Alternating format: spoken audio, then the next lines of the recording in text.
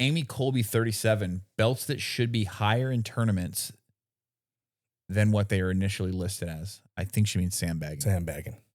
Look at Amy Colby 37. Thanks for the question. It's not their job. The person that you think should be a higher belt, it's not their job to put that belt on. Right.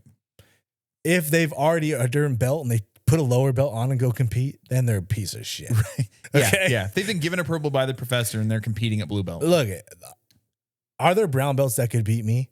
Oh yeah, pretty sure. They're out there. I'm not freaking God's gift to jiu-jitsu, but most likely no. Like most of them I could get, right? I'm suspended by a BJJF. I can't compete because last time I competed was that purple belt. So I'm doing this whole thing where they're like, you have to register as a brown belt, and I'm cheap and I don't want to register as a brown belt and then be suspended for a year and then be able to compete in black belt. Oh, that's what you got to do. Yeah. That is so dumb. And then I have some of my boys like, just compete as a brown belt. I'm like, no, dude. I'm about to get my second degree this summer. I'm not gonna just go as a brown belt. Never again, dude. So that's the dilemma I'm dealing with. But like I said, it's not the person's job to promote. Like some, especially smaller schools, when they're trying to develop a program or build a winning culture, they're gonna belt slow. Right. Like just focus on your belts. If you feel like you got beat by a guy who should be a higher belt, I don't know what belt you are, Amy, but that's not your call.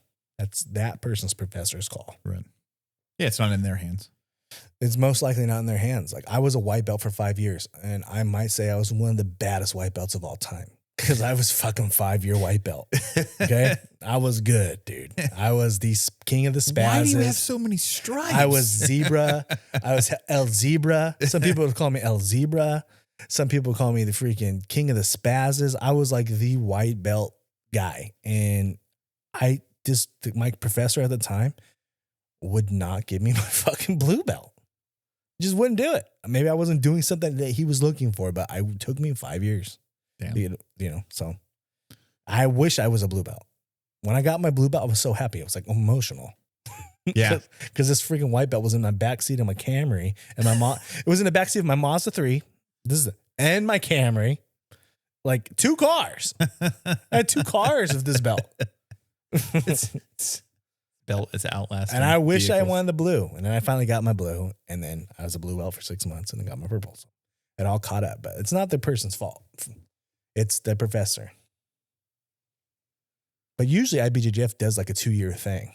So if you're competing IBJJF, like you have 2 years at each belt before you can get promoted or not. What if you win?